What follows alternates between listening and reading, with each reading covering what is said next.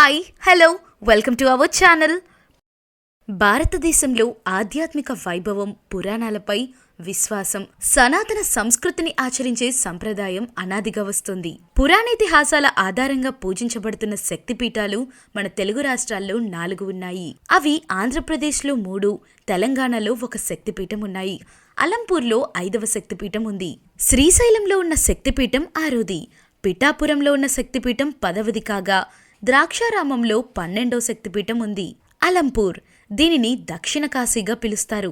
5వ శక్తిపీఠమైన ఈ క్షేత్రం నవబ్రహ్మేశ్వరాలయాల సముదాయం. కృష్ణ, తుంగభద్ర నదుల సంగమస్థానం. ఇంతటి మహత్తరమైన ప్రదేశం మన తెలంగాణలో ఉన్న ఏకైక శక్తిపీఠం. అమ్మవారి పైదవడ పంటితో సహా ఇక్కడ పడినట్టు పురాణ కథనం.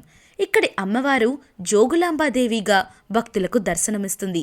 ఈ ఆలయం దర్శనం వేళలు 7 గంటల నుంచి 1 గంట వరకు, మరలా తిరిగి మధ్యాహ్నం 2 గంటల నుంచి రాత్రి 8:30 గంటల వరకు. అలంపూర్ హైదరాబాద్ నుండి సుమారు 220 కిలోమీటర్ల దూరంలో ఉంది.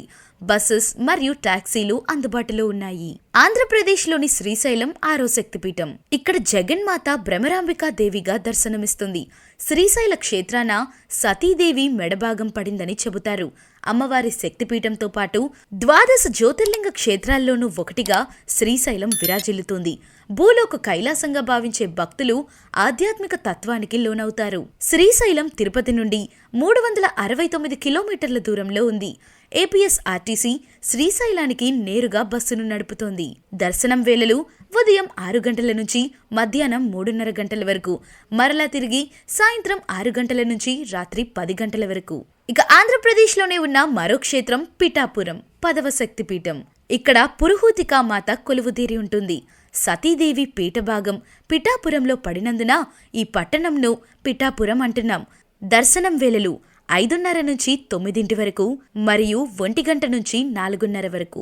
విజయవాడ నుండి 206 కిలోమీటర్లు. ఫ్రీక్వెంట్గా బస్సెస్ అందుబాటులో ఉన్నాయి. శక్తిపీఠాల్లో 12వ శక్తిపీఠం ద్రాక్షారామం. ఇక్కడ భీమేశ్వర స్వామి సమేతంగా మాణిక్యాంబాదేవి భక్తులకు అభయమిస్తారు. ఇక్కడ అమ్మవారు శ్రీచక్రయంతం మేరువపై నిలబడి ఉంటుంది. ఇక్కడ ఆమె నాభీభాగం పడిపోయిందని నమ్ముతారు. ద్రాక్షారామం కాకినాడ నుండి 28 కిలోమీటర్లు, రాజమండ్రి నుండి 50 కిలోమీటర్లు మరియు అమలాపురం నుండి 25 కిలోమీటర్ల దూరంలో ఉంది. బస్సులు మరియు టాక్సీలు అందుబాటులో ఉంటాయి. ఆలయం ఉదయం 6 గంటల నుండి మధ్యాహ్నం 12 గంటల వరకు, మరలా తిరిగి సాయంత్రం 4 గంటల నుండి రాత్రి 8 గంటల వరకు పూజా కార్యక్రమంలో జరుగుతూ ఉంటాయి.